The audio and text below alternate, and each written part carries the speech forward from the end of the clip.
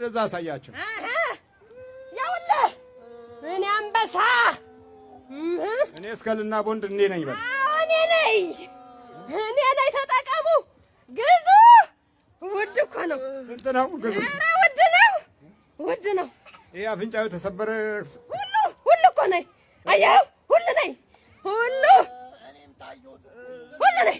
እስቲ በደንብ ያዘው ማለት አርገው ነበር እንደዚህ አርገው ይላስ ነበር እንደዚህ አርገው እንደዚህ እስከሉ አዎ ያምራል ሽን ይላሉ እንደዚህ ሲያዩት ትምህርት ቤት ኧረ በጣም ያምራል ይሏታል ያምራል ይላሉ አዎ አጽም የሚያምርበት ዘመን ይኸው እዚሁ ተገኘ የዛሬው ትምህርታችን እዚሁ ተገኘ ቁጭ ብለን ነበር እኮ ስንሰማ ቁጭ እስቲ ልበሰው አድፍጠን አሳይሃለሁ በደንብ ነው የማሳይህ ቆይ ላሳይህ እንዴ የእሱ ሻርፕ ነበረ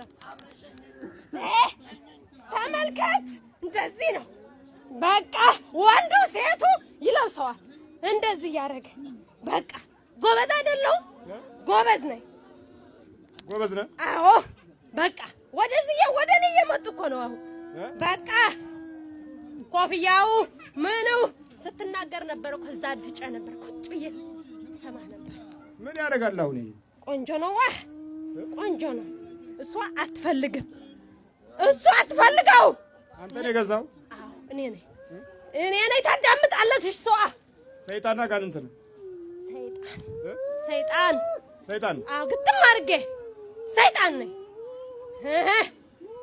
ታዳምጣለች ተባቷ ዓለማችን የዚህ መንፈስ አዚም መኖሪያ ነው አሁን እንደዛ ነው ወደዛ ነው የምንሄደው እድገታችን ቴክኖሎጂያችን ይሄ ሁሉ ምልክቶች ያሉበት ነው ወደፊት ሞባይሎችም ሁሉ በዚሁ አይነት አካሄድ በመጀመሪያ ደብቀው ከዛ በኋላ ደግሞ ጫማህም ፓንትም ከኔተራውም ምኑም ይሄንኑ የሚያመለክቱ ናቸው አይነ ጥላ ይመቸዋል የመቃብር መንፈስ ነው ያዘህ ትደነዝዛለህ ዩኒቨርሲቲ ተቋምም ሁሉም እነዚህ ምልክቶች ያሉበት ይሆናል ራሱ ገና በደንብ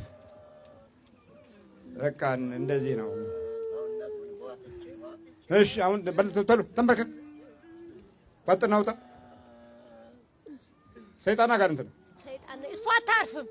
እሷ አታርፍም የእናቷ ታሪክ ታውቃለች እናቷ ሄዳ መቃብር ላይ ቁጭ ስትል ታያት ነበር ትንሽ ያለች ወይኔ እናቴ ምን ሆነሽ ነው ስትይ አታውቂም ትላታለች ከዛ ወዲያ እሷን ስትከተላት ሁሌ ነው ትከተላት እናቷ በራማ አብረን ስንት ነህ እኛ አራት ነው ስም በኢየሱስ ክርስቶስ ስም በስላሴ ስም በወላዲተ አምላክ ስም በቅዱስ ሚካኤል ስም ወደ ሲኦል እንገባለን ቶሎ ሰባት ቶሎ በል ሰባት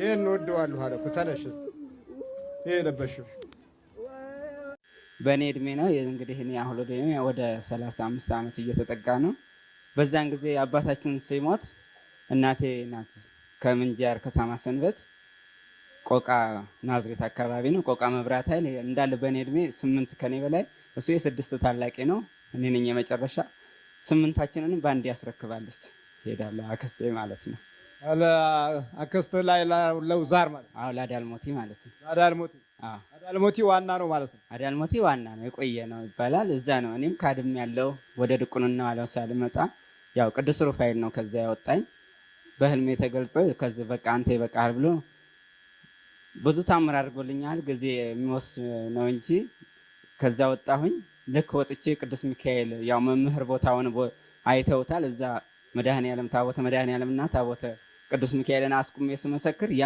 የማመልክበት ወይም እኔ ካደምኩበት ቤት በጣም ተቃጠለ እሳት ከሰማይ ይውረድ ከምድር ይውጣ አይታወቅም ተቃጠለ ህዳር ሚካኤል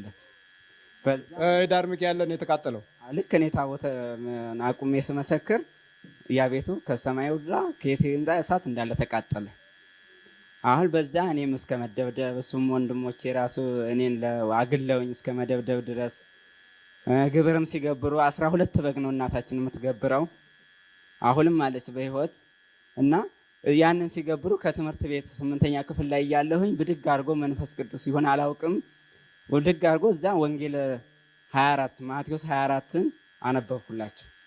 ልክ ግብሩ ሲበሉ ማለት እንደዚህ ከዚህ ህዝብ የቆቃ ህዝብ እንዴት ልበላችሁ፣ የቆቃ ህዝብ እንዳለ እሷን ነው የሚያመልኩት፣ እንደ ታቦት የሚያመልኩት እሷን ነው። እዛ ሲገቡ እኔ ዝም ብዬ ሳነብላቸው በድንጋይም ያው ደብድበውኛል። እኔ ግን ለጊዜው አልተሰማኝም። እነሱም ብዙ አድርገውኛል። ወንድሞቼም ያው ግን እኔም ጸልየው ነበረ እግዚአብሔር አምላክ አውጣልኝ እያልኩኝ ነው። አሁን ፍቃዱ ሲሆን ያው እመቤቴ ፍቃዷ ሲሆን አምላኮት ፍቃዱ ሲሆን በእሱ ፊት አቆመልኝ ወገኖችን ማለት ነው። አሁንም ትናንትና ይሄ ልብሱን ከዚህ በቀደም የስላሴ ዕለት የቅድስት ስላሴ ዕለት ልብሱን ሰብስቡ ብዬ ለወንድሞቼ ስለ አንዷ የምትካደመው ቅድም እሱ መንፈሱ ተናግሯል። የምትካደመው እህታችን ቤተ መንግስት ነው የምትሰራው። እሷንም ያሰቃያታል። አሁን ልብሱን ይዛ አለቅም ብላ ልብሱን ይዛ እናታችን ሳታለቅስ ልብሱን ይዛ ብላ ልብሱን ለምን ይሄድብኛል ብላ አለቀሰች አሉ። አይ ተውት እሷ ላይ ያለው መንፈስ ነው ብዬ እሷን አላገኘናትም። እኛ ጓዙን ይዘን መጣን። ክህነት ተቀብላ አዎ ክህነት ተቀብያለሁ። ክህነት ያው Parachute Advanced Shampoo. ዛሬ የማን ጾም ነው? አቤት የነነዌ ጾም ነው። የነነዌ ጾም ስንት ቀን ነው? 3 ቀን ለምን የተጠቀሙ ሰዎች ናቸው? የነነዌ ሰዎች ለመዳን የተጠቀሙ ሰዎች። ጊዜ ያያችሁ እንዴት እንደሚጠቅም በስንት ዓመት ያጠራቀሙትን የኃጢአት ግም 3 ቀን ተጠቅመው ነው ያፈረሱት ማለት ነው። ጊዜ እንዴት እንደሚጠቅም 3 ቀን እንዴት እንደጠቅም 3 ቀን ሀገር አዳነች። እኛ አሁን 50-60 ዓመት ሀገር ማዳን አቅቶን 3 ቀን ግን ሀገር አድነው። ሀገራችን እንድትድን እኛም እንድንድን ከፈለግን ጊዜውን እንጠቀምበት። ለምን? ለመዳን። የመዳን ቀን ዛሬ ነው፣ ከዛሬም አሁን ነው አይደል? ሁለተኛ ቆሮንቶስ ምዕራፍ 6 ቁጥር 2 ወናሁ ዮም ዕለተ አድኑ በዕለት ሪት ሰማከ ወዕለተ መድኃኒት ረዳእከ ወናሁ ዮም ዕለተ አድኑ። በተመረጠች ዓመት በተመረጠች ቀን እሰማሃለሁ። የመዳን ቀን ዛሬ ናት፣ ከዛሬም ደግሞ አሁን ነው። ሰይጣን እንዳንድን ድነት ማለት ምን ማለት ነው? በኦርቶዶክሳዊ አስተምሮ መዳን ማለት ከቅጣት ማምለጥ ማለት አይደለም። ምን ማለት ምን ይመስላችኋል? መዳን ማለት ከእግዚአብሔር ጋር መዋሃድ ቲኦሲስ ማለት ነው በግሪክ። ከእግዚአብሔር ጋር መዋሃድ ሱታፌ አምላክ ከእግዚአብሔር ጋር መኖር ነው መዳን ማለት። ድነት ማለት ይሄ ነው። አሁን አንዳንድ ሰዎች እኔ ድኜ ጨርሻለሁ ይላል። ከእግዚአብሔር ጋር መኖር የሚያበቃ ነገር ነው? መዳን ማለት ከእግዚአብሔር ጋር መኖር። ከእግዚአብሔር ጋር መኖር ደግሞ ሁልጊዜ የሚቀጥል ነገር ነው። እግዚአብሔርን የሆነ እንደ ዕቃ የሆነ ተቀብለ ነው በቃ ምን እንለዋለን? ሁልጊዜ አብረነው ምን ኖረው። ከእግዚአብሔር ጋር መኖርን ጧትም ማታም ጧትም ማታም ጧትም ማታም ለመዳን መጠቀም አለብን። ሰይጣን ምን እንደሚያደርግ ልንገራችሁ። አንዱ መሰረታዊ የሰይጣን ተንኮል ጊዜ ከሰጠን ነገ ስለዚህ ልነግራችሁ እችላለሁ። አንዱ የሰይጣን መሰረታዊ ተንኮል እንድንዘገይ ማድረግ ነው። እንድንዘገይ ለምሳሌ ከመታረቅ እንድንዘገይ ያደርገን። ሳምንት እንታረቃለን፣ የዛሬ ወር እንታረቃለን እንዳል ቂም ሆኖ ይቀራል ማለት ማዘጌት። ቁርባን እናቀዳለን፣ እንድንዘገይ ነው የሚያደርገው። ይኸውላችሁ የማቴዎስ ወንጌል ምዕራፍ 25 ላይ እንደተጻፈው መንግሥተ ሰማያት 10 ደናግል ትመስላለች ተባለ።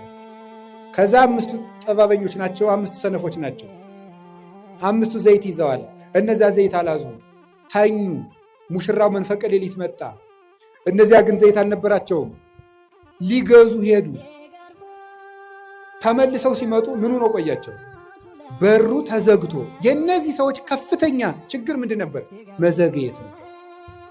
መዘግየት ነው በር ያዘጋባቸው።